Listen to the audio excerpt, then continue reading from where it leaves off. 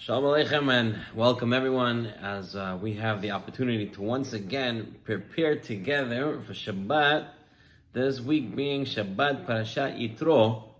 And what a jam-packed Parsha. We know this Parsha has the Ten Commandments and many, many other things that go on in this Parasha. So let's start from the beginning. So right in the beginning of the Parasha, it says, Vayishma Yitro, and Yitro heard. First thing, who is Yitro? Yitro, we know, he is the father-in-law of Moshe Rabbeinu. Okay, he's the father-in-law of Moshe Rabbeinu. He's the father-in-law of Moshe Rabbeinu. Who else is he the father-in-law of? Elazar ben Aharon Kohen Gadol, right? So Elazar, he's also the father of Elazar. He's also... Right, they're brother-in-laws. He's also the grandfather of Pinchas, who Pinchas is Eliyahu Navi. When did Elazar have time to get married to her? One of the sisters? Elazar married a daughter of Yitro. When they had a chance to meet. Well, I guess when they came, I guess. This is after Matan Torah already? He got married? It's a good question. I don't know. Anyone know? It happened before. Because they're all in Egypt still. Can it be inside? I don't know. Hi. I'm not sure. But that's what it is. It is. How, the exact circumstances, I don't know. It's just they are brother-in-laws, Elazar and Moshe Rabbeinu. And so Yitro is the father-in-law of Elazar, father-in-law of Moshe Rabbeinu. He's the grandfather of Pinchas. It means he's the grandfather of Eliyahu Navi. So he has a lot of yichus. He has a lot of connections. Maybe that's why they named the parasha Yitro, but I don't know about that because you have Yosef HaTzadik. Nobody named the parasha Yosef, right? Maybe we should, but it wasn't. There's no parasha Aharon HaKohen. Here, we have to deal with Bilam later. But Yitro, we have a parsha called Yitro. We have to understand what is Yitro and why is the parsha called Yitro. And this is the parsha about Truth. Aseret HaDibraot. Yes, you're right. Ot Emet. We'll deal with that B'ezrat Hashem Shabbat morning. But at this point, we have to understand why this parsha, the parsha about Matan Torah, is the parsha called Yitro. So the pasuk tells us right in the beginning, Vayishma Yitro. Yitro heard. Harav Shlomo Wolbe Zecher Tzadik L'Bracha says the reason why this parasha is called Parashat Yitro, to teach us two prerequisites, two important things that people need to know in order to be able to learn Torah.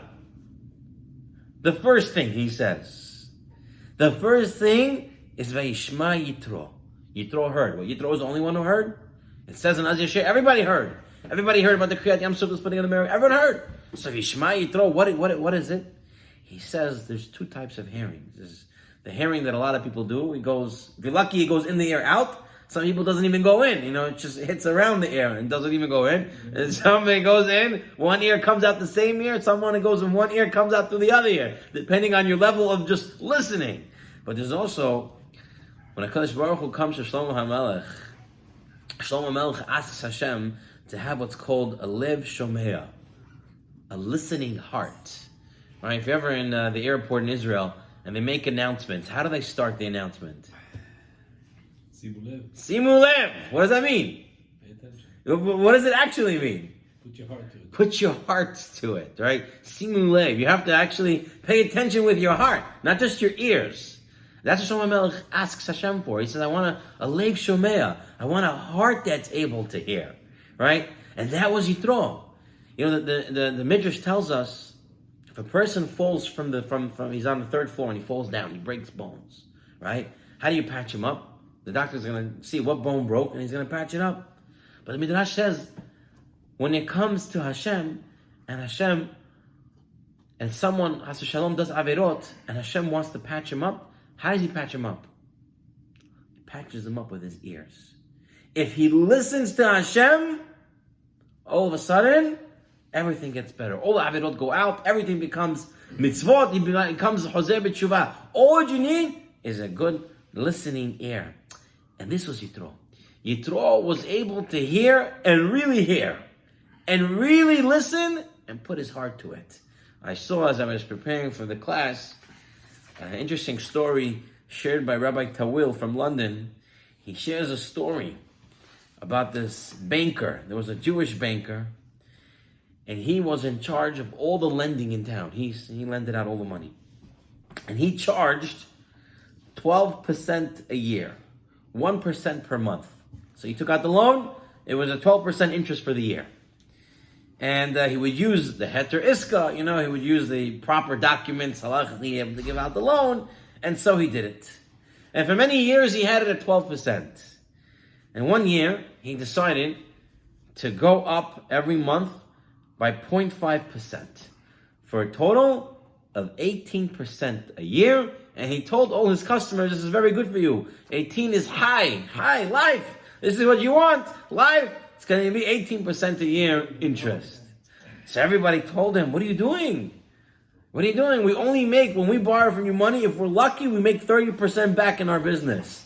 If we have to give you 18%, what are we left with? We're left with minimum, nothing. He says, they tell him it's not right. And he doesn't budge.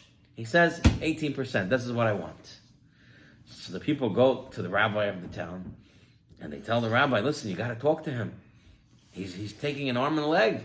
18%, that's too much. And the rabbi tells them, listen, I really have no influence on him. I can't really get him. But let me come up with a plan. Let me figure out how I can talk to him. Not too long later, one of the richest men in the town died. And so now they had the levaya, and they had the hespedim, they had the eulogies. And the rabbi had to speak. He gets up and he sees that man who's lending the money for 18%. He's in the crowd. And he says, you know what? This is the time. So he gets up and he starts to speak. This man who died, what a tzaddik, what a great guy. And he was one of the richest men. You should know he gave all his money to tzedakah. He always gave. You should know people come into the world and their hands are closed because they think they're going to grab. Then they die, their hands are open because nothing's able to take with them in the next world. You have to give. Whatever you have, don't go crazy by money. Don't try to keep it. Give it. And he gave a speech and he's looking and he sees this lender shaking his head, shaking. So he, after the speeches and everything, this bank lender walks over to the rabbi and says, Rabbi, I know you for 30 years. 30 years I know you. You never gave such a good speech as you gave today. It's going to make a revolution. It's going to change everybody. So the rabbi is a little happy. Oh, Baruch Hashem, he heard something. So he says, what revolution it's going to be? So the banker says to him, this lender says, listen, recently I increased the interest rate to 18% a year. And everybody's complaining. Now I'm going to tell them, did you hear what the rabbi said? Anyway, you're not going to go with your money, so pay me. Right? Some people can hear it. Instead of hearing it for themselves, right, they hear it the other way around. It's very interesting, selective hearing how people hear things. Rav Pam similarly said the same story about his father. His father was a Rav. And the father wanted to give somebody musar, but he was doing something wrong. So he didn't want to give it to him straight. So he gave it to him in a drasha in the shul. He gave a speech. The guy was there. And afterwards, that guy came over and said, the rabbi said to the Rav Pam's father, oh, you told everybody off. You did a great job. Meanwhile, to himself, he never applied it. Rav Shlomo Wolbe, he was giving once a Musar Shmuz in Elul, telling people how you have to change and make tshuva. And he ended off the musar. He said, I want to end off with a very important last statement. Everything I said, I meant you, and I meant you, and I meant you, and he went around the whole room pointing at everybody and telling them I meant all of you. This way no one should leave the room thinking that it wasn't about him. Because that's the way people are. They hear it and it bounces off them. You guys talking about somebody else. Right, this is famous mashal. We said many times that there was a rabbi, he came up on Yom Kippur, and he was trying to make people to have tshuva, to make tshuva. And he was telling everybody, if you don't change, you're going to go to Gehenna, and this is going to happen, that going to happen. Everybody in the shul, everybody from this town. And one guy in the back was smiling the whole time. He gave another speech. Again, this guy was smiling. Every time he's saying, everyone's going to die. So, at the end of Yom Kippur, this rabbi walks over and says, I don't understand. The whole time I'm scaring everybody, and you're smiling. He says to him, Rabbi, every time you spoke, you said, the people of this town, the people of this community. I'm not from here. I'm actually just traveling. I ended up in here for Yom Kippur, so you're not talking about me. That's what people do. But not Yitro. Yitro, when he heard, he put his heart to it. He listened. He actually took it to be himself. Once, someone walked over to Rabbi Levin. Rabbi Levin, the tzaddik of Yerushalayim. He used to give speeches. And the woman used to come to the classes as well. So one of the women after class came to Rabbi Levin and said, listen, my husband really needs some education on Shalom Bayit, how to talk to his wife and stuff like that. Can you please, in one of your shiurim, talk about it? So Rabbi Levin said, okay, Be'ez Hashem. One of the nights her husband came, and he said he's going to speak. And he started speaking about it. And after the class, the great tzaddik, Rav Isser Zalman Meltzer, who was in the class, came over to Rabbi Levin and said, Rabbi Levin, I knew that you were talking about me. Rabbi Levin wasn't even talking about him, he was talking about somebody else. And this great tzaddik, this great gaon, this gadol walks over to Rabbi Levin, thank you for talking to me about this, because I know I'm so busy in Torah and giving classes and it's kind of all these different things that I might have forgotten about my wife. And I understood that you were talking to me. Thank you for talking about this topic to me. That's the difference between a tzaddik and not a tzaddik. Right? Tzaddik says, you're talking, the message is for me. The other guy, you're talking to everyone else. So this is Yitro. Yitro is this tzaddik. Yitro is able to say that this is for me. The second prerequisite, so that's one idea, one lesson of Yitro, Veishma Yitro. But now there's a second. Rav Shlomo Wolbe Zechatzit Baruch says, what's the second prerequisite in order to learn Torah? He says the second is, what happened after Yitro heard it? Did he hear it and just stay here? And just, very nice, I hear it, I paid attention to it? Or did Yitro hear it and he went and he joined the Jewish people? That's a very different approach. And Rav Sheinbaum, Shlito, Avram Leib Sheinbaum, he says, B'Shem Rav Motel Katz, Zechatzil Bracha. He was a Rosh Yeshiva in Telsh, and the Rosh Yeshiva said as follows: you want to know the difference between a simple person and a great person? The definition of greatness is somebody who can take his knowledge and put it into his character, to actually do something about it. Another person, the simple person, he knows things, but he cannot put it into practice. You want to know who's a gadol? You want to know who's a gibor? It's someone who takes what he knows and to put it into practice. And when do you put it into practice? We have a famous Igeret Ramban, right? And what does Igeret Ramban tell us? He's talking to his children, and he says over there, "V'cha'asher takum min hasefer." When you get up from your learning, from your sefer, whatever you were learning, tichapes ba'asher lamata. Look into what you were learning. Im yesh bo davar asher tuchal lekayamo. It's something that you can apply into your life. When do you do this? As soon as you get up from your learning. Not later. Not tomorrow. As soon as you get up from your learning. As soon as Yitro heard it, he packed his bags and went. Right? He didn't stop and say, it's okay, I'll take 2 weeks, I'll go, whatever. Immediately he got up and he did something about it. You can imagine, a guy builds a factory. Right? He builds a factory, he's going to be making clothing and something like that. And he has the textile and everything's going through and he can make a lot of stuff, he buys everything. And the machine is just sitting there. It's not plugged in. Nobody plugged it in. Is it worth anything? No, you build a whole factory. You have all the machines, you have all the material. But if you don't plug it in, you get nothing. You have all this intelligence. You have all this information. You have all this divrei chazal. You have all these ma'amarot. You have all these great things. But if you don't plug it into your life, you don't incorporate it into what you do, you don't get up from your learning and say, how can I apply this to my life? You did absolutely nothing. Tonight is the yahrzeit of who? Harav Yisrael Belsky, Zechat Tzedek U'Bracha. The Rosh Yeshiva of Torah V'dat. You want to see a man who took something and applied it to his life? That was the Rav Belsky. Rav Belsky, he's very involved in kashrut. He would answer tons of questions for the OU.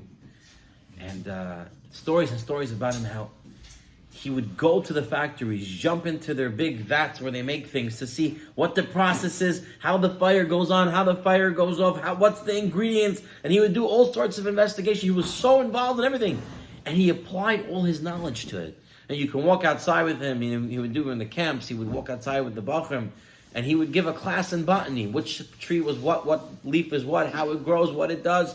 I remember as a student in Torah Vedat, we once went on a Shabbaton. At that time it was called Camp Ne'arim, and we went to Camp Ne'arim, and it was a Friday night, and we all were out. So it was a Friday night or Saturday night, I don't remember if it was Shabbat or what. And I remember that Rebelsky came out, and he was looking up in the sky, and he was telling us, all the mazalot and all these things, all the astronomy, the Torah astronomy. He was explaining it to us as a young boy in 9th grade. I didn't understand anything, but that's Rebelsky. He was able to apply. Once, Rebelsky says, once he finished Erev Rosh Hashanah Selichot. Now we know by Sfaradim we say every day, pretty much the same Selichot. It's usually about, depending who's a Hazan, you can go anywhere between 35 to 45 to an hour, depending how long you stretch it, what you say exactly. But by the Ashkenazim, Erev Rosh Hashanah, they have like a 2-hour Selichot. They have a very, very, very long. Every day they have a little bit different. So they have a very different.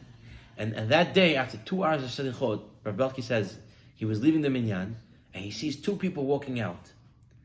And one guy turns to the other guy and tells him, what about the economy? What do you think is going to happen to the economy? So the other guy says to him, listen, I don't want to talk about these things right now. It's Erev Rosh Hashanah. He says, I'm not talking to you about, I'm talking about the economy. I just want to know what's your idea. And the man says, I'm getting involved with Hashanah. Don't ask these questions. He says, it's just the economy. What are you going crazy about? I just want to know what your thoughts. He says, leave it to Hashem. So this other man says, leave it to Hashem. Hashem takes care of the big problems. So this man says, what are you talking about? Rosh Hashanah. Hashem's in charge of everything. Rebelsky says, here are 2 people walked into Selichot, and 2 people left. And one person left ready for Rosh Hashanah, and the other person is still talking about everything that goes on in the world. Right? That's people. Do we take what we heard and incorporate it? Or do we take what we heard and we forget about it? How do we deal with it? How do we go with it? And everybody knows about the great tzaddik, a great Gaon by the name of Rav Chatzkel Levenstein. All right, Chatzkel Levenstein, one of the greatest influences of his generation. Does anyone know how he became Rav Chatzkel Levenstein? The story goes that as a youth, he did not learn a lot of Torah. And he worked as a delivery boy. He was an orphan. He had no parents. And he worked as a delivery boy. One Friday, after he got his payment, he went to the mikvah. He goes to the mikvah. He comes out of the mikvah. And his money that he left in his pockets is no longer there. It's gone. Someone stole it. Rav Chatzkel says, at that time I told myself, if a person can work and lose all his money, what's the point? I'm going to dedicate my life for Torah. And at that moment he changed. He stopped working. He took the message that Hashem sent him and he changed it immediately. Right? Everyone knows about Sarah Schneer. Sarah Schneer, the founder of the Bet Yaakov movement. Does anybody know how it started? The story goes that she was once, during World War I, Shabbat Hanukkah, she was in Vienna. And there was a Rav in Vienna, and the Rav was saying, I know how important it is to educate the boys, but my concern is who's going to educate the girls. They also need yeshivot. They also need places to learn. She was in the Ezrat Nashim, she was in the ladies section, she heard this, and she took it to heart, and she immediately went to work to create the Bet Yaakov movement that we have today. Without a Bet Yaakov movement today, one can safely say there would not be Judaism the way it is today. How did it happen? Because she heard it, and she did something about it. Says Rav Wolbe. The Torah places Yitro as the name of the parasha, and the parasha of Matan Torah to tell us what? In order to get the Torah, you have to have these two traits. You have to have the trait to actually hear it and apply it and put it into your heart. Really listen to it. Don't just bounce it off. And at the same time, to put it into practice. Not just to hear it and tomorrow, but to actually put it into practice. You know, Harav Galinsky, Tzaddik L'Bracha, he says on this week's Parashah a very interesting idea that's closely related to this. We have in this week's Parashah, it says, Moshe brought the people toward Hashem. And they were standing at the bottom of the mountain. The Gemara, Shabbat, and Gemara, Avodah Zarah says, what does this mean? That Hashem took a mountain. And Hashem said, if you don't accept the Torah, Sham tiyeh kivuratchem. There will be your grave. Now Rav Galinsky says, 1 second. Here it should say.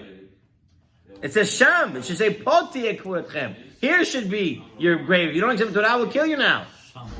Sham. So Rav Galinsky says, you want to know where the grave is? That's the grave. Sham itself. When a person says, there, I can't learn here. I got to learn downstairs. Or I can't learn upstairs. I got to learn here. Or I can't learn from that rabbi. I'll have to go there. Or if someone keeps saying there, then that's going to be his end. Because there's always another there. Right? You can always say, I'll learn tomorrow. And always you can say, I'll go there. Shalom Aleichem, Gabriel. So someone can always say, I'll go there. I'll go here. I can't learn right now. Sham tiyeh kivuratchem. There is going to be your burial. If a person says, there I'm going to do it, I'm going to do it later, that's the end of him. A person has to learn how to say, now I'm going to do it. I'm going to do this now. He says, over here, Galinsky says, there's a certain bird that it has a bad smell to it. There's a bad smell to it. So this bird was very sensitive and he has this bad smell. So he decides, you know what, maybe I'm smelly over here. So he goes and he builds his nest somewhere else. He goes, builds his nest somewhere else. What happens? It's still smelly because it smells on him. He says, you know what, this place, I'm going to go different. I'm going to go on a roof. He builds his nest on a roof and it still smells. Right? He decides, you know what, I'm going to fly away to a very far away place. So one of his friends told him, where are you going? He said, I want to go somewhere it smells nice. And his friend tells this bird, no matter where you go, you're always going to smell bad. Because you smell bad.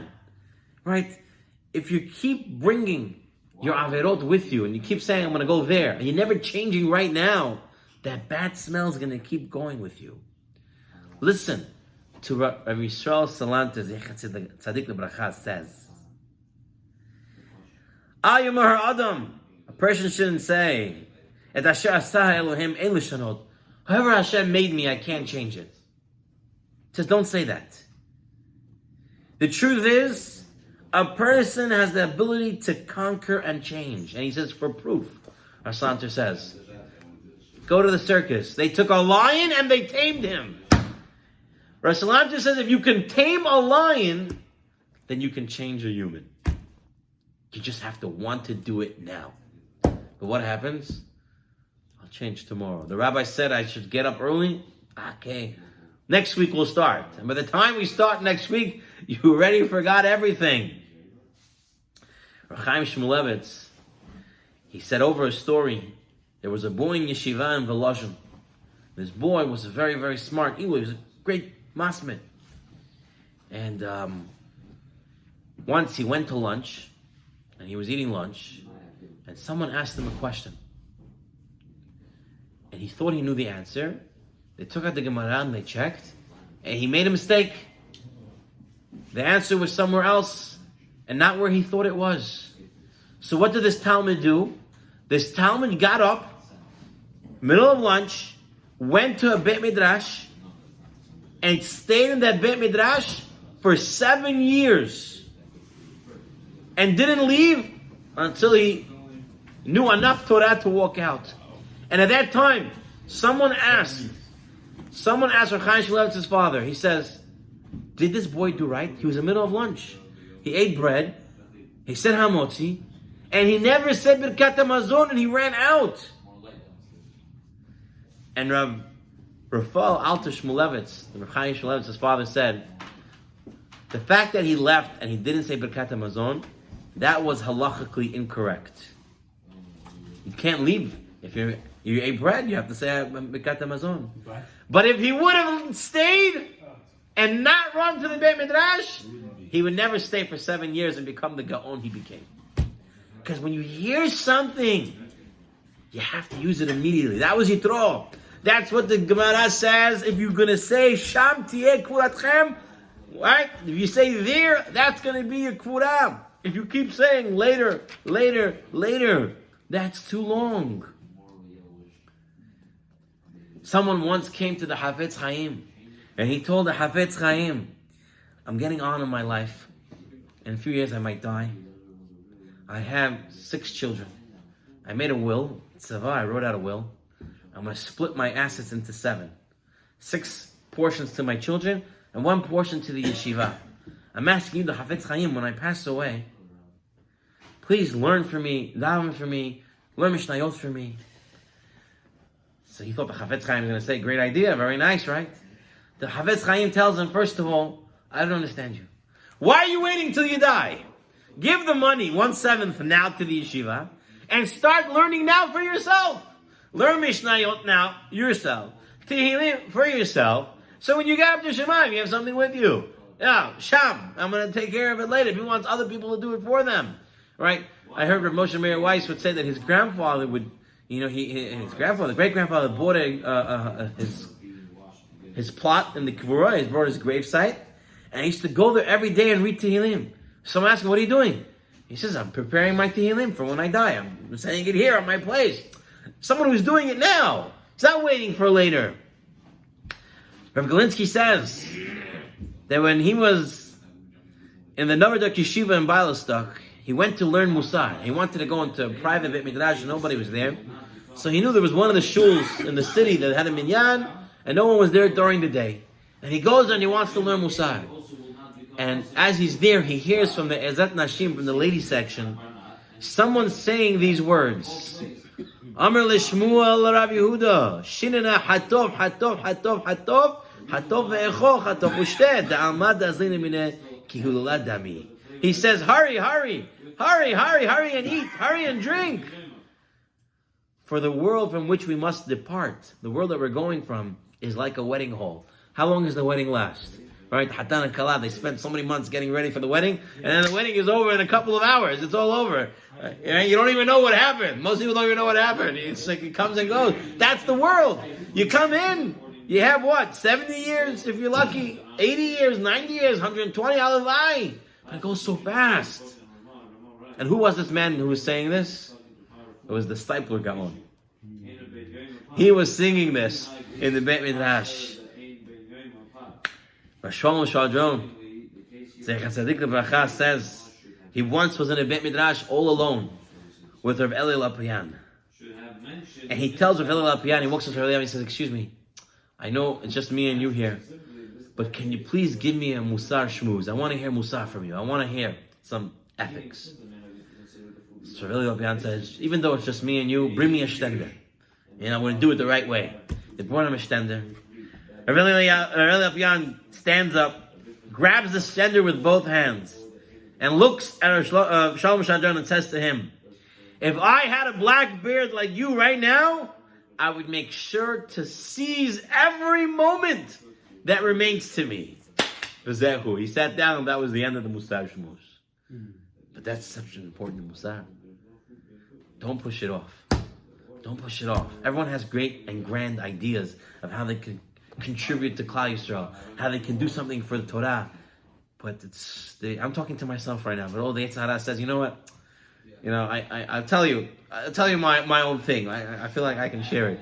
Every Shabbat morning I give a nice speech, and usually I synthesize a lot of different things that I learned throughout the week, and I put it together and I work hard to find a story and stuff like that to make it something that's interesting that you can take it back to the family. And every Motzei Shabbat, I say, you know what? I'm going to type it up. I'll put it all together, so I'll have it, and maybe I can make a sefer at the end. And every Motzei Shabbat that failed, the Yetzer Hara gives me another excuse why. Hey, you don't have time this week? You'll start next week. Oh, holy, it's almost 1.5 years passed, and I've not typed it up once. Maybe after telling you this, maybe I'll do it. Maybe someone will text me after Shabbat and say that you type it up. Maybe give me a little incentive. But this isn't true. The Yetzer Hara always pushes you up next week. Hey, week after. And then it comes 70, 80 years, and where are you? And this is the second lesson that we're learning this week's Parshat. I want to move on to one more very important lesson that we learned from this week's Parshat.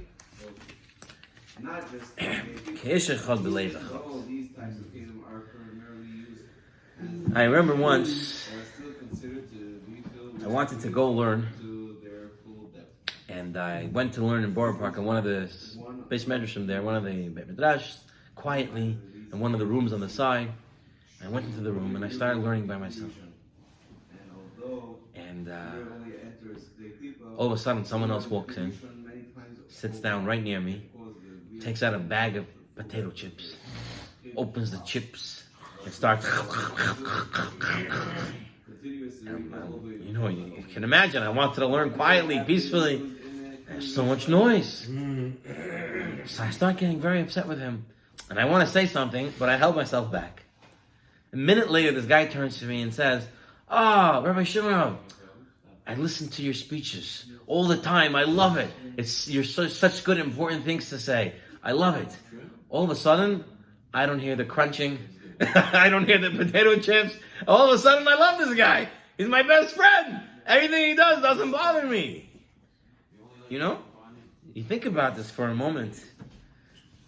You go on a bus or on a plane, right? And a parent comes with a little child, and the child makes the noise. And everyone gets tired. Screaming. But imagine 1 second it's your child. What would you do? You wouldn't be that upset. You try to hush them, this, that. You would even give a candy to the kid. You wouldn't scream, yell, and be all upset. You know, sometimes you come to shul, and someone's sitting in your seat, right? So all of a sudden you get upset. Why are you getting upset?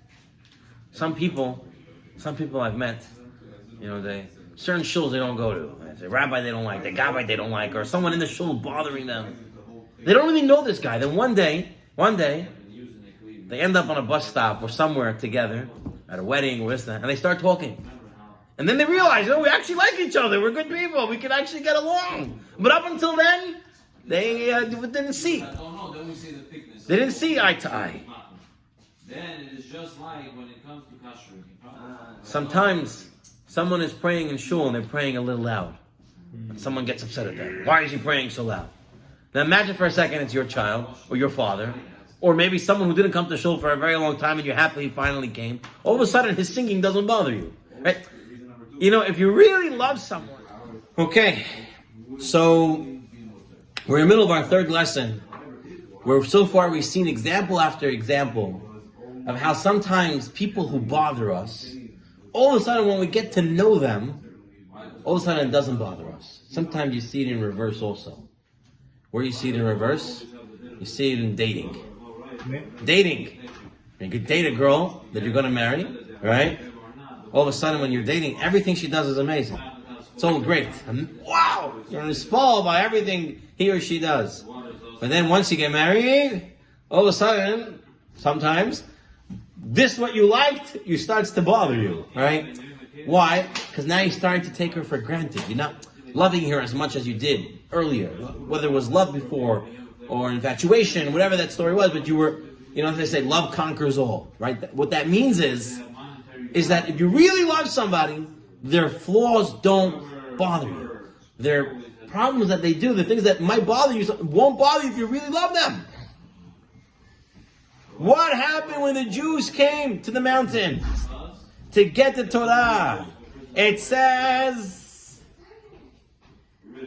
Vayichad Sham Yisrael. Why does it say it in singular form? To tell us there were everybody had one heart. The Midrash says, when that happened, when they were Ke'ish Echad B'Lev Echad, Hashem said, now it's time to give the Torah. Because they have one heart, now it's time to give Torah. Why? Why can't you give Torah to 600,000 Jews? Why does it have to be them all being one in order to get Torah? Give it to 600,000 people. So, here he gives the Etz HaHaim, he gives a mashal. He says, imagine there's a company, and there's a CEO, and they're building buses. So he tells everybody, you're going to do this part, you're going to do this part, you're going to do this part, you're going to do this part, and he gives everybody a job. But what's the idea for their job? For them to do it on their own, or for them to build a bus? To build a bus.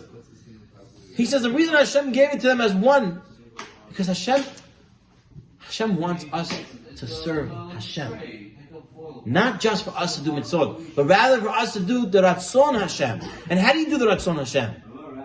By doing what Hashem wants, not what you want. Imagine someone walks in and says, I don't want to put the screw in here. I want to put it here. You got to do Hashem's Ratzon to get it done right. And everybody has their own mission. Everybody has their own mission of what they can do. By the way, this week's parasha also have not being jealous. Chacham Ben Zion Abba Shaul says, what's an idea how you can use in your mind not to get jealous of somebody? To understand everybody has their own mission. This guy has his mission. That's why he has these qualities, talents, and traits. And that guy has a different mission. And that's why he has these quality traits and characteristics of this family and that. Because everybody has their own mission to fulfill in Judaism. Once we were giving a speech, actually somewhere here in the community, was making Chanukah Bayit, and I was invited, and I had to leave early because I had to go to work. So they asked me to speak. Where there were other Chashav Rabbanim there at the time, and I didn't want to speak first. It's not proper for me. There was other Chashav Rabbanim there to speak.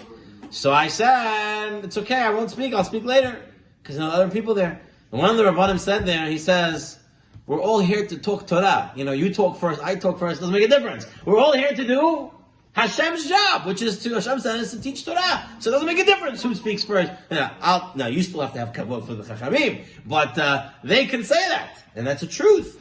Everybody's doing it, but there's more than that. There's more than that. Not just we're all doing the Ratzon Hashem. It's also to tell us to have derech cheretz to one another. Why? If Hashem gave Torah to 600,000 people separately, then what would I say? I have my mitzvah, I don't care about you. I gotta pray mincha, I'll double park, I'll park in your driveway and I'll block you out, because I gotta do my mitzvah. But now, there's not my mitzvah. There's a Klal Yisrael. There's a whole nation.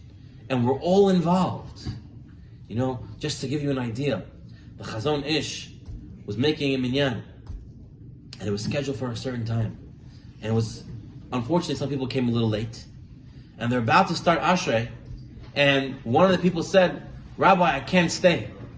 Or maybe I could, I don't know, tell me what's the halacha. I made an appointment with a friend of mine to meet him in 15 minutes. If we're going to pray mincha, I'm never going to make it there on time. What did the Chazon Ish say to do? Go. Why? Why? Because it's a Klal Yisrael. You can't think only about yourself. There's a whole Klal. There's a whole nation. You can't just think about yourself. That's why the Torah was given when there was Ahdut. When there was Ke'ish Echad B'Lev Echad. It's not just you. That's why you'll see. I'm talking about Rav Belsky again. This is your side tonight. Tonight. Rav Belsky, he wrote very few Sfarim. The Gaon that he is, he didn't write a lot. Why? Because he was involved with the Klal. He was involved with Klal, so he was getting involved in helping people. He could have wrote many Sfarim, but he was involved with helping people. There's a nation